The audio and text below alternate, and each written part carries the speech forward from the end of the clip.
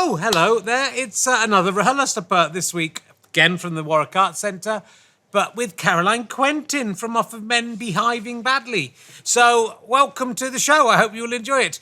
Go to gofasterstripe.com and you can buy a variety of DVDs and books from me and other comedians that I think you will enjoy. Why not check them out? A few little things that will help us with the podcast, like badges and trump card games and emergency questions books. All your money from these will go to make more podcasts.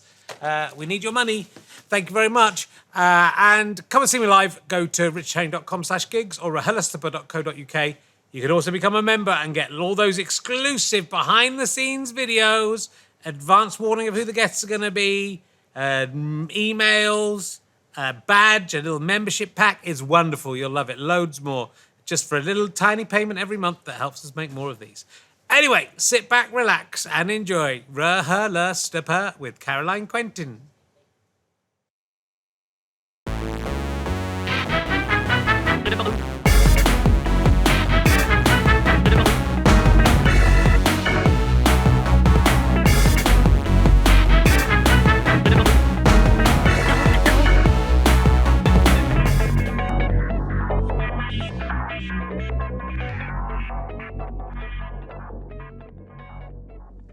Hello, it's very dark back here. I couldn't find the microphone. Ladies and gentlemen, welcome to the Coventry Warwick Arts Centre. We're back again for another week. And you can tell it's a different week because the man presenting it isn't wearing the same clothes. It's Richard Herring.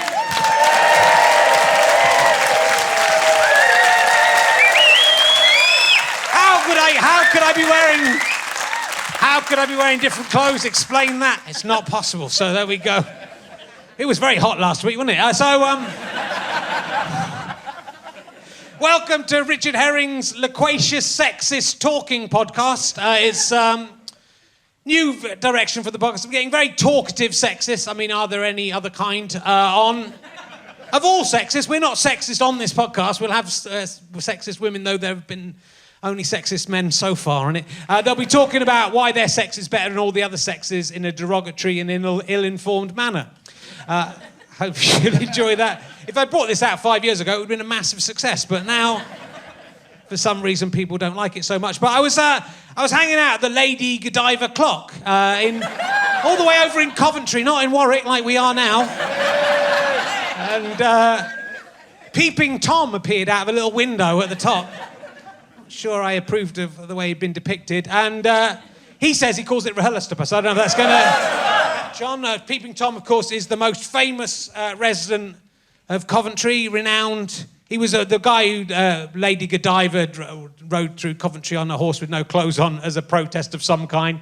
Yeah, like when... I can't think of her name. It's like when what's her face went on the Houses of Parliament. What's her name? Gail Porter. It's the same as Gail Porter going on the House of Parliament. I won't ad-lib anymore. It'll ruin... It'll ruin what I'm doing. It was a protest, but Peeping Tom, he looked, didn't he? He had a little peep. No one else did. Peeping Tom had a look. And he's the most, out of all this history of people in Coventry, he's the least criminal person. He's just slightly a sex pest. And that is why he is venerated by everyone in Coventry. I have been on holiday. It was a while ago now, so I was back last week. And... It's fine. It was difficult being on holiday with the kids. Last morning, we were watching the Teletubbies at 6 o'clock in the morning with 6:30 with my daughter, and she said to me, "What animals are the Teletubbies? What species of animal are they?" She wanted to know, which I thought was kind of it sort of broke my heart. I started crying at that question because it's sort of like so innocent it's a very difficult question to answer. I'm going to make it a new emergency question. What animals are the Teletubbies? But it's sort of so innocent because it sort of implies they're real. I had to go, well, they're just Teletubbies. That's the species of animal they are. But it was sort of the innocence within that question, but also the perception to ask it. It was the juxtaposition of those two things that literally made me cry. So sad, isn't it, that we have to grow up and realise the Teletubbies aren't actually animals. My son, though, we were at a shop buying some milk, and my son stole a pack of fruit pastels. So I'm very proud of him. He got them out. We didn't notice until we were outside. And I shoplift sweets all the time, so I'm glad. But it's wrong to take fruit pastels because they're a reasonable price. So I took them back into the shop, and the woman couldn't believe what I'd done. So that just shows. Said we didn't notice. I said, I know, but they're yours. So I didn't take them. Maybe she just knows I'm a shoplifter. And he also, he wanted to go down to the beach. He was really insistent I didn't want to go. And he went down there and there's a little stream and he started taking all the stones out of the stream and putting them along the edge of the stream. Now, I've never talked to him about stone clearing. I don't think he'd understand if that's just innate. That is instinct. It's good to see it. So, of course, Coventry. There's some other Coventry jokes for you. If you're sent to Coventry, that means people are ostracising you, doesn't it? That comes from, apparently from the Civil War. Royalist prisoners were sent to Coventry, which is a parliamentary stronghold. But the phrase has stuck because Coventry has continued to be shit. Good. So, my guest this week... You will be here, and a lot of people have come because of this, because she is best known as Brenda in Dream Stuffing. Which I'm very excited about, in fact. She's also Norman's wife in Hale and Pace, of course. Let's not forget that. Will you please welcome Caroline Quentin?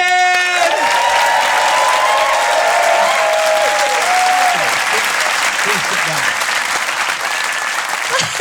Thank you very much. Very nice to hear that little blast from the past. Do you remember Dream Stuffing? I really do remember Dream Stuffing. I thought it was a very, very good sitcom. Me too. Yeah, I think we only did one series, maybe. I think there might have even been two, but Maybe no, two. I think they repeated. I remember it, and I actually thought, when I thought back to it, I thought, this was when I was in London. It was actually when I was still at school, 1985 or 84. Yeah, all right, don't rub it in.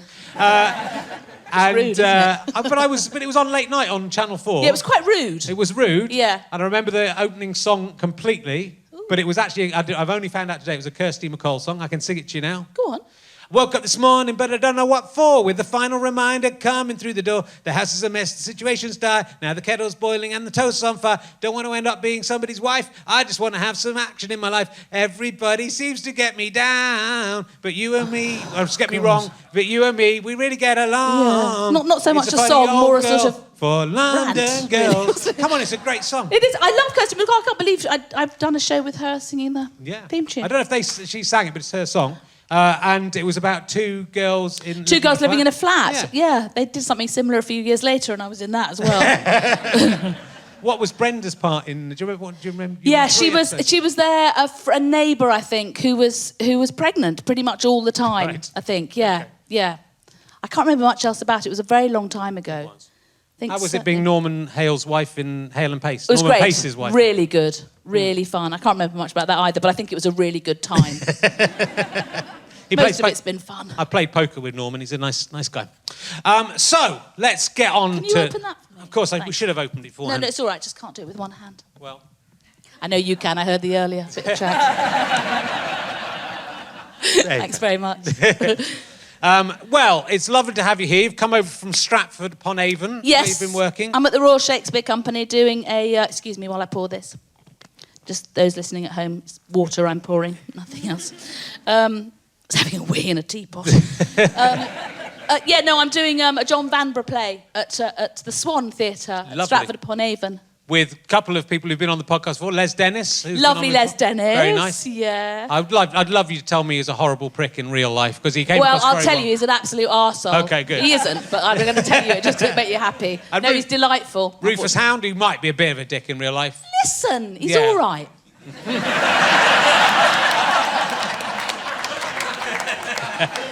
If you're on a boat with Rufus Hound and Les Dennis and you had to eat one of them...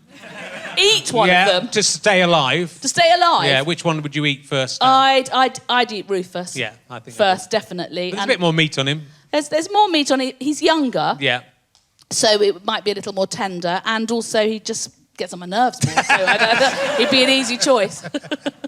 But we're getting very good reviews for this Yes, play. gone frightfully well. Lovely to see. I mean, which I would expect of you as a very fine actress who's Thank you. won many awards. But it's lovely for Les as well. We were talking about it before he went up and did it. But it's a lovely move for him, I think, isn't it? It's not. I think it's really. It's nice when people like Les and myself, who are known for doing one sort of thing, Yeah. kind of meet a new audience doing something entirely different. And it's kind of fun for some of the audience members as well who clearly haven't read the programme before they go on, and you hear people going, is that Les Dennis? Is that Les Dennis? And then another woman the other day who left at half-time and said, I came to this because Caroline Quentin's in it, but I haven't seen her. I know, because I've got a big red wig on and my face is white because it's a restoration comedy. But I was quite pleased, actually. I thought that meant I've been doing good acting. Very good. And Rufus, actually, because I was expecting that everyone in the Royal Shakespeare Company would be working on a Friday night as we're recording this, but of course you are in rep. Yeah, So- I'm in rep with another play called Venice Preserved, which is a John Otway, much, much darker piece. I'm in a sort of comedy. And there's a much darker piece called Venice Preserved that Les is in both of those productions, so he is working tonight. Yeah. But I get nights off. That's pretty good, isn't it? So I've chosen to be here on my night off. That's very nice of you to come out. Who's the mug? To come from Stratford to Coventry.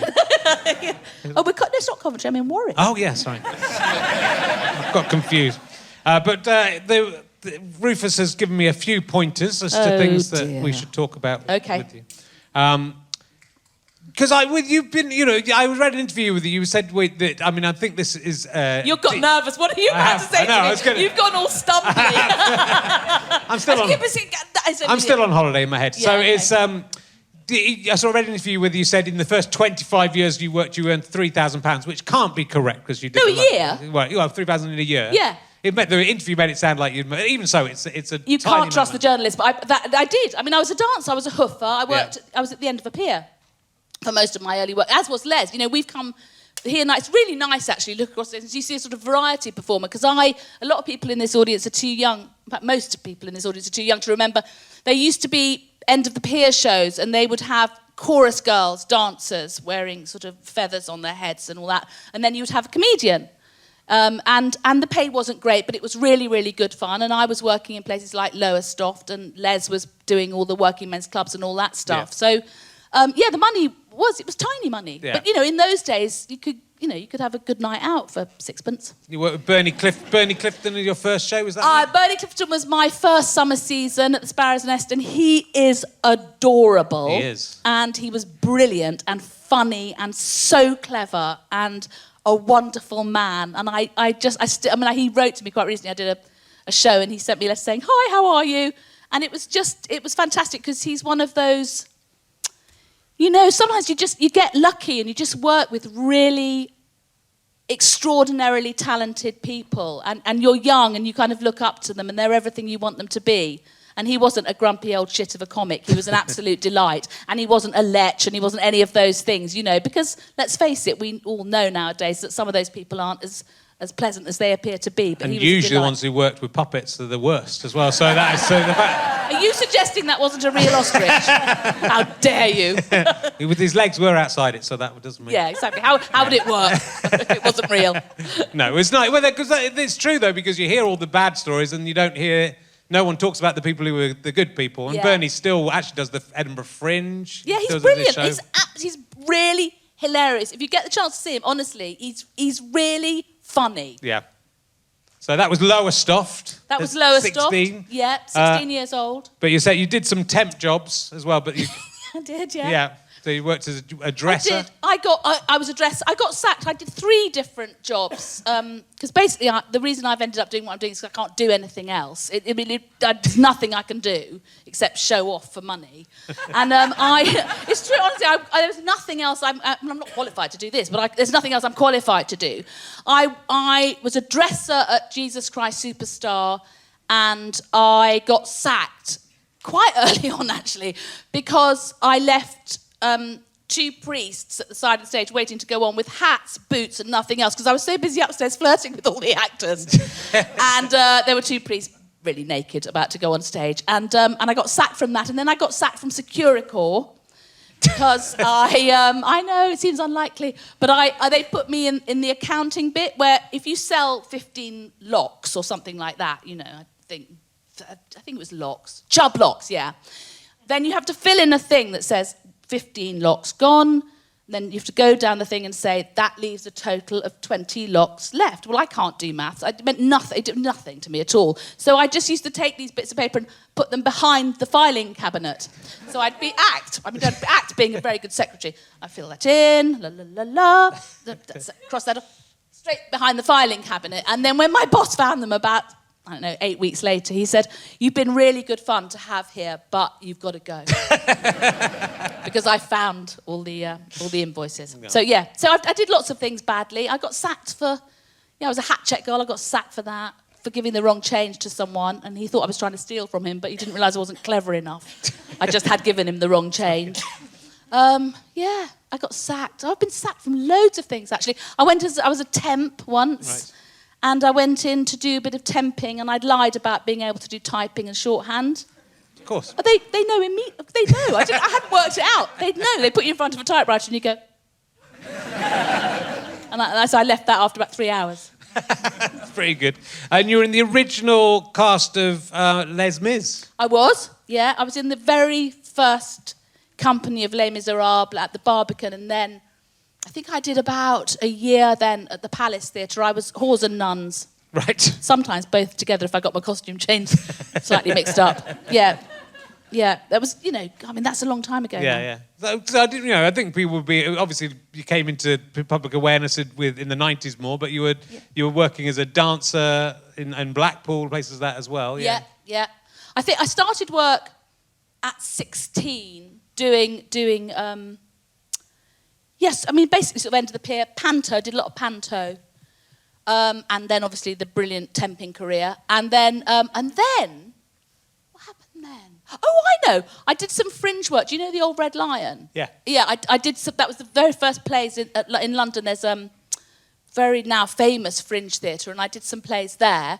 And I got, someone was in the audience one night, and I went to do a really very good Nigel Williams play at the Royal Court. I got, taken to do that. So I did some acting, which I didn't know I could do, actually. It was brilliant finding out I didn't have to do dancing anymore, because that's really tiring.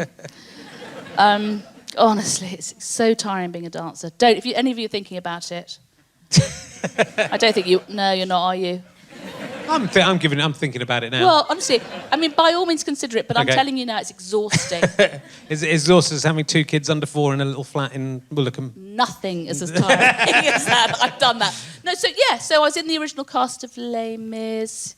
Yeah, I did End of the Pier stuff. I did Royal Court. And then I started to do sort of like costume dramas at the BBC, my first sort of corset work. Right. And when I was I suppose I was in my 20s, always getting murdered, constantly getting murdered by a Victorian murderer. And then, was it then? Well, then was Dream Stuffing, I think. Right. And then the one that, no, you don't remember it, it was very good. And then Men Behaving Badly came around about that. No, then I met Arthur Smith, yeah, actually, so you met, which is probably when I met you, probably up in Edinburgh, was it? I was up there. Yeah, I was up in. I think you met him in '87. I was a student in it. That was my first Edinburgh in '87. God, you're banging on about that age thing, aren't you? I am. Your birthday's the day before me. I'm the 12th of July and you're the 11th of July. Are you? But, you're I know, I'm nearly 60, yes, and you're only 52. So that was, so I did Edinburgh with Arthur Smith, doing live bed show, Evening with Gary Lineker, and those sorts of plays. Good, funny plays. Yeah. And then I met the Comedy Store Players, and I started to do improv. That's when the real comedy stuff started to happen, I think. Yeah. They asked me, because they were looking for women, because they didn't have many women. I think Josie did it and Sandy, but that was about it. Yeah. And so I started to do that. I started to do improv at the Comedy Store. I haven't stopped talking since I've sat down. It's all right. I'm so sorry. This is what it's about. All right, okay. Okay. We're going to go through every single year until we get to now. And then I'll ask you a question. But that was... So, the Arthur Smith stuff was when Arthur Smith really burst through with those shows, especially Gary Lineker, with the live bed show as well, and you were on Whose Line Is It Anyway as well? Briefly, yeah, I did a bit of that. Yeah. Thinking about it actually in a sort of linear fashion like that, it suddenly feels like a very long and rather odd way to spend a life. But I think people don't imagine they think you've just appeared on TV and you've sort of come out of nowhere, and they don't know there's all those years of working up to it. Yes. Yes. No, that's right. Yes, I think people think you arrive in a sitcom or something, and that's where you started your sort of working life, but they don't realise that maybe 10, 12 years before that you were, Dorising around in a set of feathers at the end of a beer. But that impro time must have been, because then that was the Comedy Store, the mid to late 80s, when it was sort of in its heyday as well. Yeah. And all those people you were working with as well. Astonishing, kind of Josie Lawrence and who were the guys who were working with? Well, Jim Sweeney. Yeah, fantastic. Paul Merton, Josie Lawrence, Sandy Toksvig, Slattery. Mike McShane used to come over and do it. Yeah, he's Canadian. Is he? I was going to say that. I couldn't quite remember, actually. Andy Smart, Steve Steen, Richard Branch, of course. It really, wonderful. If you're gonna do something really, really terrifyingly scary, they're the people to do it. But that is a big deal to go and impro is very hard. Yeah. And you're amongst fantastic people who have created it. It must have been. Was it a safe environment? Did you feel like you could do anything? I've never been as scared, actually. Never been as scared. I remember the first night I went on, Tony Slattery was on. I went, God, I think I'm gonna be sick, or I might actually shit myself. And he went, no, don't worry, because when you're this scared, peristalsis kicks in, and you won't. It was like, thanks, and then we were on. So yeah, it's absolutely terrifying, and remains terrifying, but kind of really exhilarating and slightly addictive. Yeah. And you never did stand-up, though, because a lot of people came to improv via stand-up or, that sort of... No, I did. I know I came via End of the Pier, really. Yeah. Okay. Yeah. Oh, good. I know, odd. No, it's good. Well, I'm going to ask you some emergency questions. Oh, good. Before we move on... All right. ...to the next section of your life. This is your life. Okay. Were we ever on This Is Your Life? You weren't, were you? Did they ever do This Is Your Life? No. I went on for someone else. I was a guest on it. Oh, yeah. Yeah. It's very fascinating watching those. Les was on This Is Your Life. Was he? Yeah, and you end up... It's just such a weird picture of the time as well, because you obviously... That 70s and 80s kind of weird... Yeah, well, all the people, it was... Yeah. They're all on YouTube. It's worth having a look. Really? Yeah. It's sort of fascinating. They're sort of fascinatingly, because they've got lots of family members in them as well. Yeah. So there's just loads of really awkward people really failing to tell a story. And it's like they're live, but I think some of them were live. Yeah. And just go, even sometimes the professional people come and do something and go, what? Why is that going on telly? But I remember, the reason I think it was weird is because I remember going on, I went on, Pam Ferris is a really wonderful actor, and she was doing Darling Buds of May at the time, and I was invited on as a guest, and it was the most deadly bloody atmosphere. It was like trying to have an enjoyable time in the back of a truck, on its way through Poland or something. It was just it was hideous. There was no atmosphere, and it was awful. Yeah. Glad they stopped making it. You've sensed as well, it's not necessarily their best friends, some of them, it's just who was people available who would to turn go up, yeah. All right, have you ever been in a police car, for reals? I mean... What, been arrested? Yeah, or just been in a police car, you don't have to be arrested. Oh, I've been in cop dramas. I've been in so many police cars as an actor, not as a villain. Have you ever been... Because I was picked up when I had my mobile phone stolen and I had to drive around looking for the person who'd done it. That's not true, is it? It is true. I had a Hitler moustache at the time. It was wonderful. Did you really? Yeah. It was for a show. Oh, okay. Yeah. It wasn't real life. Yeah. Okay. Size 13 feet Hitler has, by the way, if anyone was interested. Are you serious? Yeah. Big shoes. Yeah, big shoes to fill. Big shoes. Small moustache. Yeah. That's what they say. Small moustache, big shoes. I don't want to talk about your childhood a little bit, actually, before we get onto this, because you were you were sent to boarding school. Your dad was in the RAF. Yeah. And you were sent to boarding school, which I think is a unbelievably it's horrible. Cruel thing to happen, for both directions. I know you've got kids now. The idea of sending your kids away... Nothing on God's earth nothing would make me send my children to boarding school. No. I really like them. Yeah. And I really, having gone to the trouble of having them, I wanted to see them. Yeah. Very keen on spending time with my children, always have been. And I wasn't sent away for any other reason than my parents their marriage was not nice. So it was really for my own benefit. It was for my own benefit, and and I know it was done out of love and kindness. I know it was, but it's bloody hard when you've just turned 10 and you're suddenly alone in the world. It's really odd. Yeah, it's. I mean, it's. I think again, it's a generational thing. I mean, it still happens obviously now, but there was the feeling that you might be doing the right thing, but it seems impossible. And do you think that's again? I was talking last week about Robin Ince's book, but there are quite a lot of people whose family and the forces go into comedy. Because were you moving around a lot anyway as a kid, or were you in one place? No. My reasons are much more to do with the darkness. I think rather than the moving. Yeah. Yeah. And in fairness, I didn't choose to go into comedy. Do you know what I mean? Anyway, I can't talk about this because that was last week's show. I just realised there's no point in me banging on about it. You could have been here. Actually, I was here. Yeah. I always go to all your shows. Thank you. You know that. I've never missed one. I've travelled around the country, and all your London shows I go to. Thank you. Boarding school. No, not for my children. Did you go? No. No, good. No, it's good. Yeah. But it's because it's a lot of it's that kind of public school idea is people are very down on people going to public school, but it seems so horrible in so many ways that lifestyle that it seems so. I think it's ghastly on just about every level. I mean, I think it is a sort of social engineering thing, and I think the boarding school I was at, in fairness to my parents, I got a grant because I was a dancer. I mean, right. I was a sort of quite a precociously good dancer.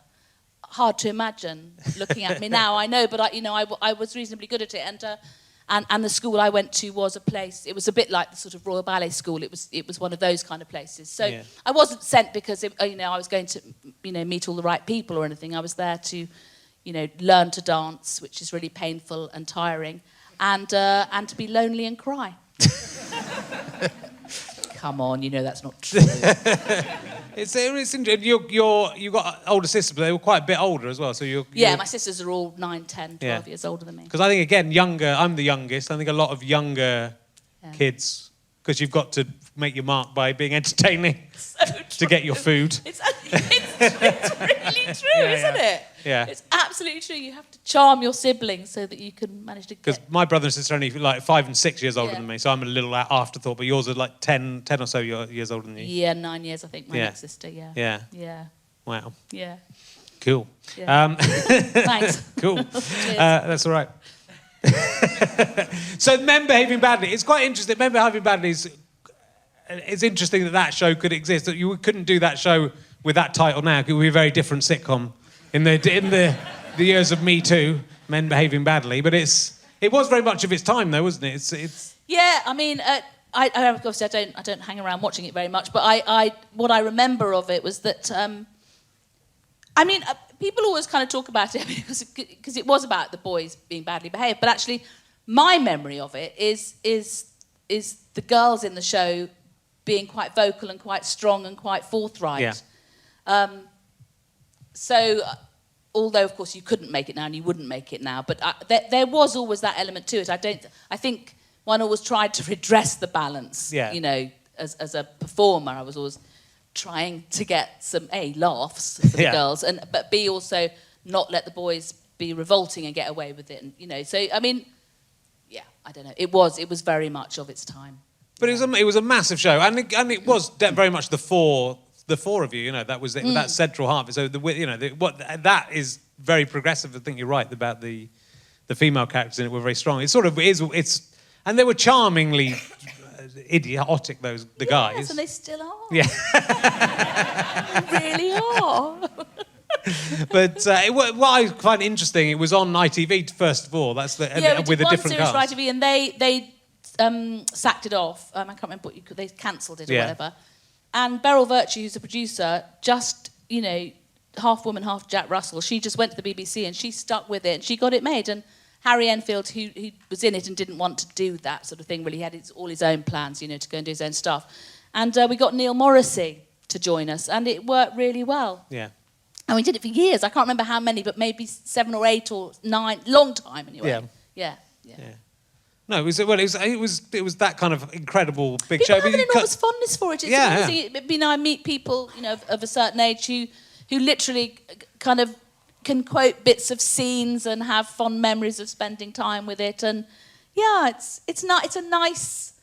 People treat you nicely when you've made comedy shows. Yeah. You know, it's not when you go to foreign towns and things. People are always pleased to see you, and it's a good thing. And it was massive. It was like 13. I mean, you wouldn't get those 13 or 14 million views. No, I mean, you wouldn't get that one now. Christmas we got something like 17 million Right, people watching yeah. telly. It's like no one will do that now. Yeah. No. And Jonathan Creek as well, which I actually watched the whole of Jonathan Creek quite recently because it's all on Netflix. I think all except the very recent ones they've done. And your series are easily the best ones. Thank you very They much. are, but I think also because I think both it's such a lovely relationship between you and Alan Davies, and it's not conventional as well. Especially now, you would never get two very nice and attractive but normal people, and neither of you are what would be on TV now, if you understand what I mean. No, I absolutely. At the heart yeah. of something, and yeah. it's sort of a little bit of a love story, but not really. The sexual tension's there, but it's not a massive deal. No. And again, it wasn't a will they, won't they sort of No. situation. It was about, it's about David Rowett's brilliant plots, actually, is what it was about. And Alan and I had really good chemistry, I think. You know, it was kind of, again, it was kind of quite a good equal match. Yeah, you know, I think we definitely, were well matched as a sort of pair of actors. And they were good. I mean, they were, and also, I don't know, I mean, I don't know about how they do it now, but the production values were so good on those shows. They were, the care taken to do exactly what was written in the scripts was, second to none. It's beautiful. The production values were so beautiful. Sure. Verity Lambert. And just because you went away to have a family was the reason. Is that the reason that you weren't in the later? I went. I had my. Oh God! I mean, I was pregnant during the filming of the last one I was in, and I was very pregnant, and I'd been filming with sort of big shoulder bags over. 'Cause my character wasn't meant to be pregnant. I was shoulder bags and hiding behind hedges, and I was really because I was big pregnant, and leading ponies across things. But and then my daughter came 10 weeks early, so I was filming with Lee Ingleby. Actually, do you know him? He's a wonderful actor. God, he's brilliant.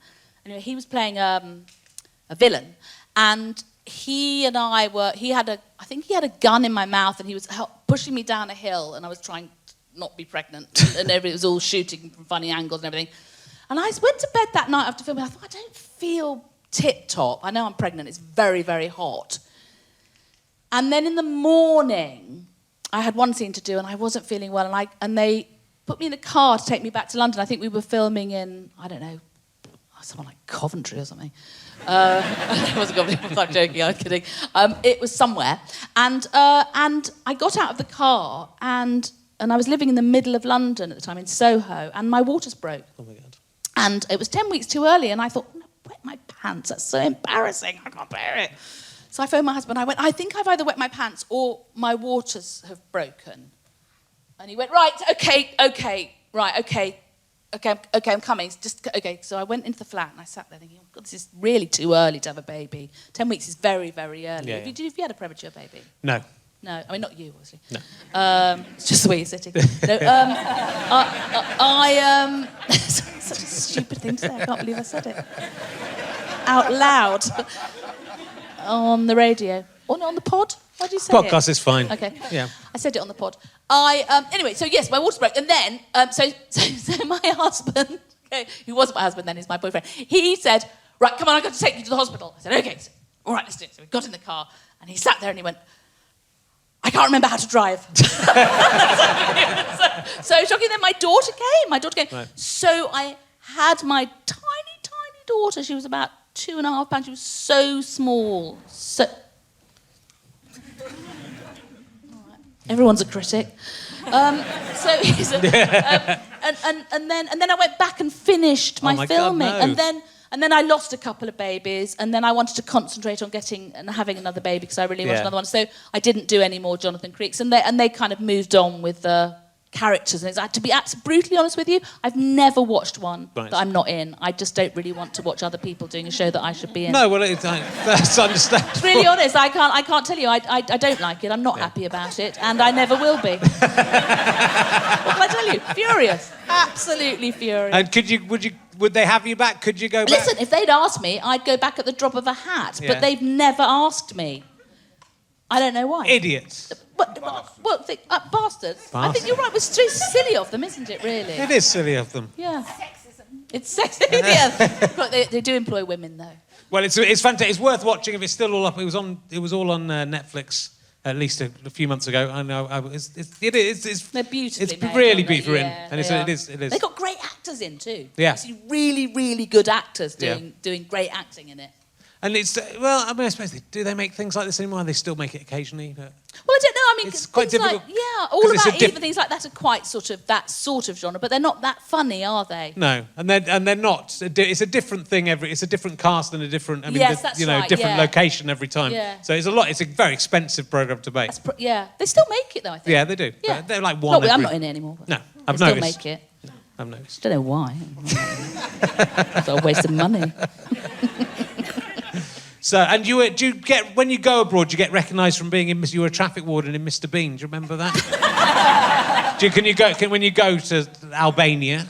But you know, I don't think. I mean, of course, I remember Yeah. it. And my children, when they first saw it when they were little, and they were so thrilled that I was. The kids, they love it. But no, I've never been recognised for that traffic warden work. I'd just like to think you could dine out around the world. Yeah. You'd go anywhere in the world. Listen, I'm going to give it a go. Because that's loved around the world, isn't it? Maybe I need to wear a hat more. Is that dressed Do they as wear hats? Well, you must have had you were a traffic warden. Yeah, they have hats, Yeah, don't they? they do have hats. World's ugliest pets. That's mainly what I've got you on to talk about. Yeah, you've got a dog, haven't you? I've got a dog. She's very beautiful, though. She would not be on your Everyone show. thinks their dog's beautiful. My dog is beautiful. I love her Will more be than the I love judge. my children. Do you? No. Quite close, though. Yeah. No, I know. I've got 4 dogs and Yes. 2 children. What does that tell you? So how did you feel when you got the world's ugliest dogs job? Well, it was the world's ugliest pets. Sorry. And they took me all over the world to meet some really strange animals. Hairless things, lots of Yeah. hairless things. People like that. People if they have allergies or they just like hairless things, they have hairless guinea pigs or rats or things like that. Dogs, dogs that, their bottom jaw comes up higher than their eyebrows, things like that. I can't really remember much about it. Can you tell? But yeah, I have 4 beautiful dogs. Yes. I can't, I can't remember. Yeah, it was good. It was an excellent job. I thought we'd talk about that for ages. Oh, sorry, darling, I can't remember. No. Remind me. It's if near. there's It was only like last year or something you were doing that. Yeah, well, there you are. It's a long time in show business. Can you remember getting to number 25 in the pop music charts? Who would forget it? I thought it was 14. Well, not according to No, the Wikipedia. internet. Yes, Leslie Ash and I did. I can't remember the name of the song now.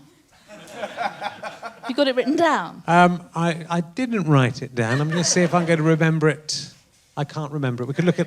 It's what? Tell him! That's it, yes. I'm trying to tell him. Tell him. Tell him what it's called. Oh, tell him. Yeah. Can you sing it for us now? Yes. Okay. I know something about love. You've got to want it bad. If you something above, go out and get him. If you want him to be always by your side. If you want him to be, swallow your foolish pride. Tell him that you're never gonna leave him. Tell him that you're always gonna love him. Tell him, tell him, tell him, tell him right now. Dum, dum, dum, dum, dum. And the second verse. I mean, I'm slightly upset that my singing the theme to Dream Stuffing did not get a round of applause. Slightly offended by that. How did that only get to 25? It's ludicrous. Was it Leslie Ash messing it up? Yes. Yeah. She's a really good singer. Yeah. She's a really good singer, actually. Right, I'm going to ask you some more emergency questions. I'm going to ask you some Christmas emergency questions. Excellent. Because it's nearly Christmas. Is it? It will be by the time Really? this Where goes does out. this go out? God knows. Okay. I've got so many of these in the bag, it's insane. I mean, I might very well be dead and I'm still it's going out. No one asked that. No, that one asked that. Has anyone... No, I'm not saying. Yes, they have. What was the worst thing that a relative bought you something for Christmas that wasn't quite what you wanted, but you had to pretend to like it anyway? When I was married to Paul Merton, which I was, he bought me a foot spa. Not impressed? Do you know now? Now, in my latter years. Yeah. And actually, even at the time, I probably really wanted it. Yeah. But because I was only in my 20s or something, I felt it should be sort of, I don't know, sexy underwear or something. Yeah. I didn't want it to be a foot spa. Now, I wish I'd kept it. Yeah. Because I could use it now. I'll get you a foot spa. You say that. I'll get it for you. I'm going to get it sent to you for your birthday. It's 11th of July. I know. Oh, yeah, you know. I'm going to go on Amazon after the show on the drive home, and I know where to send it. All right, I'm going to hold you to this. I'm going to send it. It's going to be the best foot spa you've ever had. What do you want for your birthday on the 12th? I've got everything. I don't want a foot You've spa. got everything. I've got everything I want. You've got another dog. Dogs are always one's enough. Okay. Babysitter. Yeah. I'll do babysitting You can have my for children. You can take my children. Oh, lovely. No, I'd love that. I like children.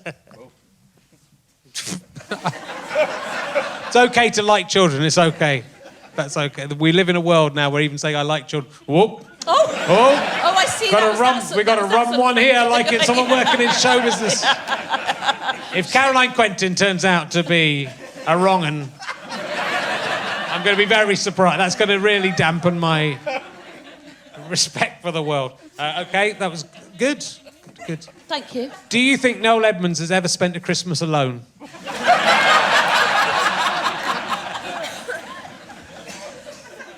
No, I don't think he has. No.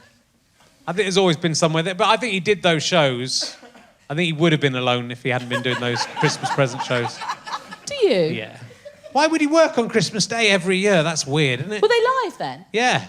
Oh, I didn't know that. I think, weren't they, Noel's Christmas presents? My sister used to love those. Did she? Yeah, she's very... It was a different time, wasn't it? Was. What do they put on telly on Christmas now? Is it always Doctor Who? They don't bother putting anything on. No one's watching. No one. No, you it's true. You don't put the telly on anymore, do you? No, no. You might watch... I watched the rugby. Yeah. Yeah. Yeah. Just the rugby. Yeah. And maybe Gardener's World. What kind of animal do you think the Teletubbies are? I feel like crying you asked me that question. It's such an innocent, beautiful question. I was listening to your warm-up. I think they're a sort of, I think they're a bear person, Ariel. It's sort of weird that I was watching it the other day. It's sort of weird that... I mean, it's weird in a lot of ways. There's so many weird children's television ways. But it's weird that they still exist because they're so based on this old technology of aerial, you know, like of a TV aerial and a TV even. Like, I mean, the TVs still makes sense, but it doesn't... To a kid, it must be so confusing because... They still put it on the telly? Yeah, it's Your on all the children time. like it?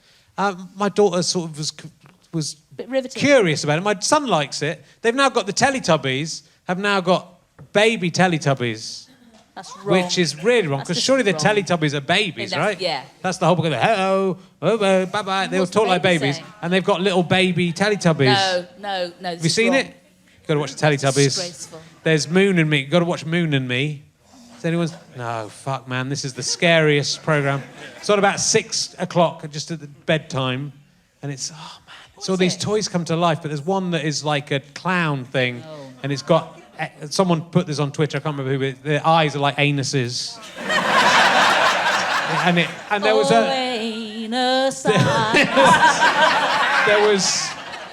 there was a bit, it's called Collywobble. It's like something Reece Shearsmith was creating, I'm not kidding. It comes alive. And there was literally Collywobble. A moon baby comes from the moon and brings them all to life, which is scary, and its head glows. It's terrifying. And then there was just a scene where Collywobble was leaving town, and it just had her walking down a road for a minute. Nothing happened. Just walking, disappeared behind a hill. Nothing happened. Then it appeared behind the hill, and literally 3 minutes of airtime. Collywobble just silently walking away from wherever the fuck they were. I was so terrified. And they're all every single one of them is It's the most scary thing I've ever seen. Sounds really sinister. They're all pretty scary. Yeah. I mean, but it's good. Do you remember stuff from kids TV that was scary and things like? I mean, from when I was a kid. I mean, there's Zelda from what's her face? Bagpuss. Bagpuss was sort of nah. Hector's House was quite scary. Do you remember Hector's House? Yeah, I do. But I like Mr. Nosy Bonk was from Jigsaw. Remember that? That was Jigsaw. Janet Ellis was in it. Oh no! See, I was at school by then. Yeah. Grot Bags wasn't not scary. I mean, there were so many. Jimmy Savile was really good. He was pretty scary. Only if you were there. Yeah. Yeah, that was the joke.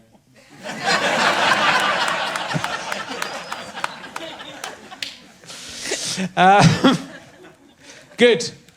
I'm very good. I'm going to ask you about... Just going to check what I've got here. What does that say? I don't know. Oh, it says Dennis Hound, and I was trying to work out who that was, but it's Les Dennis and Rufus Hound. Oh, very good, yeah. So, who's Dennis Hound? Don't know. He'd be worth finding I like out. the sound of him. I'm going to ask you another emergency question. Okay. Oh, this is interesting. So let's see where we go with this. What's the most pretentious book you've ever bought but never read? À la recherche de temps perdu by Marcel Proust. Did you buy that? Yes, I did. Wow.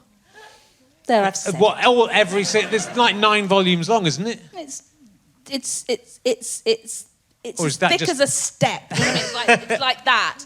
And actually, I did read the first page and think, oh, I think it's quite enjoyable, but oddly never picked it up again. No. So not that enjoyable. That's the same with James, Portrait of an Artist as a Young Man, or whatever it's called, James Joyce. Have you read that? Is that what it's Henry called? James? Henry James? No, is it Henry James? No, I'm thinking of something by James Joyce. What was that called? Well, there's all sorts of shit in there. I mean, I definitely haven't read it. That's what I'm saying. I've got it, but I think both of those things I've read. Yeah, that is the most pretentious book. Because when other people were at university and things, I was shuffle, hop, step, ball changing behind Bernie Clifton. But then that's quite... I know where I'd rather be. That's quite a bold choice to buy. It was because of the Monty Python sketch about summarising Proust. All I know about Proust is from the Monty Python sketch, and that he likes Madeleine biscuits. That's it. I love Madeleine. Have you ever had one? They're delicious. I think I have. They're nice. vanilla flavoured. Yeah, you got to eat them when you. Little callback to backstage. You got to eat them when you're a child and then remember them, and it's quite. It's a beauty. I like that. I will read it one day. Yeah. I will read it one day. You don't need to. You eat a Madeleine biscuit and remember when you were young. That's all you got to do. Okay, that's all it's about. Yeah. Yeah. Yeah, good. Idiot. I'll read something else. Yeah. Read some Dan Brown. He's good. It's a page turner, that guy. I've already asked you that question backstage. If you had to put everyone called Smith in a league table based on their worth, who would be A, the best Smith, B, the median Smith, and C, the worst Smith? Only answers when you can give a name for all 3 Smiths. Okay, Arthur Smith is my top number one Smith. He is great. My second Smith is Bessie Smith, the singer. And then I've got to have a bad Worst Smith. Smith, yeah. The worst Smith is going to be who's a nasty Smith? Mike Smith. Who's Mike Smith? Morrissey. Is he he's from the Smiths? Yeah, I'll take that. Yeah. Morrissey's good. Morrissey's the worst Smith. Good. Thank you. Thank you, that lady. And I've got to ask a few classic emergency questions just for the audience who live out here away from London. Yes. I live away from London. And so do I. If you were going to be in a human centipede, you're going to be... You don't have to answer this question. Do you know what a human centipede is? Have you seen the film The Human Centipede? No, I don't know what that is. Okay, I had to explain it to Dawn French as well. It's quite a lot I have to explain. There's a film called The Human Centipede. It's about a mad scientist who... I've never seen it, but I'm aware of the plot. He gets 3 young people and he stitches them together in quite an unusual and unpleasant way. Okay, hang on. So they resemble a centipede. They become like... I think because there's more unpleasant ways to think of than this, but it's mouth to bottom. They're stitched together. And I want you to be placed in a human centipede, but you get to choose. Mouth to bottom? Yeah, you get to choose the 2 people who are either... You're in the middle. You're going to be stitched there, and your bottom in turn will be stitched to someone else. Yeah. It's good that... and this is the sign of a great actor getting into character. I have to choose who's behind and who's in front. Yeah, you can choose anyone in behind and in front. Okay, in front. Oh God, I feel sick. That's really. Oh God. Okay. All right. In front is. God. Okay. It's really difficult. This isn't it? It is. They're very difficult. I mean, it's not likely to happen, is it? We don't know. If I've guessed right, we've got the two people backstage. And we'll do it. In that case, bring on Johnny Depp and Steve Martin. Do you like to be Steve Martin behind you? That seems unfair on Steve Martin. I'm guessing I'm having Johnny Steve Depp Martin. I'm having Steve Martin up front. up front, Johnny Depp behind. That Yeah. makes more sense. Yeah. Yeah. I get that now. That's Yeah. very good. Now it all makes sense. Now it's all begins Yeah. to make sense. So what happens after the provoked wife?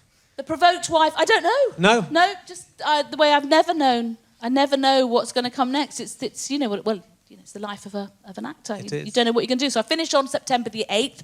I'm doing a little episode of Doc Martin in yes. a couple of weeks with my friend Martin Clunes, who really only gets me in so that we can muck about together. It's so kind of him. I play this vet and I turn up once every series and. But this time in a really crack. Can I say this? When's this going? Oh, it doesn't really matter. Say it. Okay, so I play this vet, and do you know who Martin Clunes is? You're so young. I think they know. I mean, it'd be lovely if they didn't know who Martin Clunes was. Imagine that. Okay, so Martin Clunes and I used to do a sitcom that we talked about earlier, and we're really, really good friends in real life. But we've got to do this scene. He plays a doctor, and I go to him and I say, "Doctor, I found a lump in my breast." And he's got to, I'm dreading this. I've got to film it next week. He's got to give me a breast exam. I can't tell you. I'm hot with embarrassment even now just thinking about it. Why? I can't bear the idea of it. I mean, I know it's not going to be real. He's not really going to do it. I mean, the camera will be set in a certain way and everything. But how are we going to get through that? How are we going to do that? Why have they written that for you? That is just that I stuff. just think, I think it's Julian Unthanks, the author. I think he just thought, what's the most ludicrous, uncomfortable thing I can do to these two actors? Yeah. And that's it. It's a bit like asking your mum and dad to do that. Yeah. Do you know what I mean? It's weird. Yeah. It'll be funny, though. It will be good. We'll look out for it. I wonder how many takes they'll take and whether... Do they do It'll Be All Right on the night? Because that's... You can get 200... I don't know if they still do, You but can actually, get 250 quid every time You'll they be all right show. and all left on the night as well, perhaps. Thank you very much. But, you know, I mean, because I was on TV in the 1990s as well. It feels like a long time ago. But it's gone so fast, hasn't it? That 19 years since the year 2000. So you basically had kids. You had a kid in 2000. Your first kid in 2000. Did I? God. Or 1999. 1999? Yeah, that's right. And she's nearly 20. Yeah. And my boy's 16. Yeah, so it has gone... What sort of fast? I don't know. People say that. It's got about the right tempo. I think it's got about the right tempo. I feel for me, maybe it's because I've just had my kids at the end of it. How old were you when you had your first one? Like 48. Yeah, you see that. I mean, I was old, but I was 38. Do you know what I mean? It's different, and it's different. You're an old father. I feel like a big 20 years of my life's just been... You know that experiment where the guy sucked out someone's hypothalamus to see whether that would cure epilepsy? Do you hear? And it doesn't. It makes you forget everything. Really? It's basically where... I can't remember this long term. It's some very important memories that basically can't remember anything that's just happened, I think, or something like that. But I feel like a big chunk of my life just disappeared. I can't work out how I've got to 52. I think that's probably because you're tired. I think when you have young children, you're really tired. Yeah. And you can't remember anything, but it'll all come back to you. Do you think? There'll be pictures on your phone and stuff. Yeah. I've left it too late, though. You know, by the time it's over... My kids stay at home till they're 30 now. Yeah. I'm not going to be around, am I? I don't want to be around that long. Death will be a blessed release. Stop it. We both upset all our children. I know, no. My kids won't listen to this. No. Only in my will, I'm going to say they have to listen to all the podcasts and read all my blogs that I wrote about, and they'll go, "Oh God, he was horrible. He's so horrible." Horrible man. Horrible. That's all I have memory. How do you feel about getting older, Caroline? There was a kind of There was an article I said that something you're galloping towards your 60s. Yeah. An article which seemed like incredibly weird. My birthday, as you know, is on the Yeah. 11th of July. I'm looking forward to my foot spa. Yeah. And I don't care. I'm happy. I'm absolutely cool about it. I genuinely am loving it all. We're having a really good time. Feel probably happier now than I just like it. I like being the age I am. I'm having a really nice time. I'm very lucky. I get to work with loads of young people, and it's great. It's funny and nice, and they're very kind to me. And when I can't remember my lines, they whisper things in my ear on stage and stuff. It's good. I don't mind. It's pretty good from where I'm standing. It's sort of nice still to be here, right? That's the alternative, is not to be here. Truthfully, it's really nice to be here and feel all right, quite well and happy and, doing new and interesting things, doing my first podcast. Yes. It's good. Yeah. Do you remember in about the year, it might have been the late 90s, if you were at a party at the Balham Banana, the Bedford in Balham. With Arthur With Smith, probably. Arthur would be there, Terry Johnson, the playwright, was there, who used to live in the flat above me in Balham. Did he? And Peter Bainham, the comedy writer who went to LA and is a big success in LA, bet me £100 that I wouldn't. They were doing karaoke, and he said, I bet you won't sing Bohemian Rhapsody. And I said I'd do it for £100, and it was really difficult. And then you came up on stage and did the things behind me. Do you remember that? Did I do it to help you out? Yeah, you were being nice because I was dying on my ass. Yeah. I do that all the time. Yeah. Can't remember. Peter Bainham never gave me the £100. Did he not? No. That's disgraceful. I do remember it, actually. Yeah. But they were quite fun, those It was sorts fun, of though, things, yeah. weren't It they? was nice. Yeah. That was the last time I saw you. Yeah, I'm not a mug. And that 20 years just went bang, Yeah. bang. Yeah. Is this a real life? Should we do it now? No. I think you're a better singer than I am. Well, look. Yes, I think we've got time for maybe one more emergency question. okay. And I'm going to go from the front of the book, where the popular, crowd-pleasing questions will be. Okay. This is a good one. Have you ever seen a ghost, Caroline Quentin? It'll be good if you have. I haven't seen one, Oh. but I have. When I was about 12 years old, I stayed at my sister's cottage in Sussex. Oh, it was terrifying. It was so frightening. My bed, I was in a metal bed in this cottage, and my bed shot. I was in the bed, and the bed shot across the room with me going like that, and then shot back again. And then I tried to open the door, and I couldn't. I don't know if I was too nervous or something, but I could hardly breathe. So I haven't seen a ghost, but I have been moved by a ghost. It's been flung around. I've been shunted across a room by a ghost. There was definitely something in the room. It moved me across the room. It was terrifying, and I never went back upstairs in that house ever again. My sister lived there for years, and I never went back upstairs. It was terrifying. It was terrifying. Did anyone else in the house?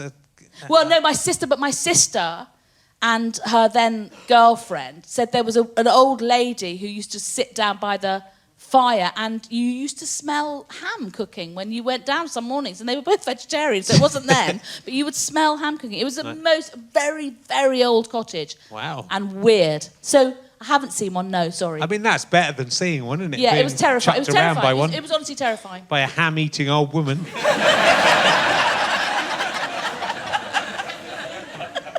You didn't expect that. I didn't expect that. That was a fantastic question to end on. Ladies and gentlemen, give a massive round of applause, Caroline Quentin! Thank you so much.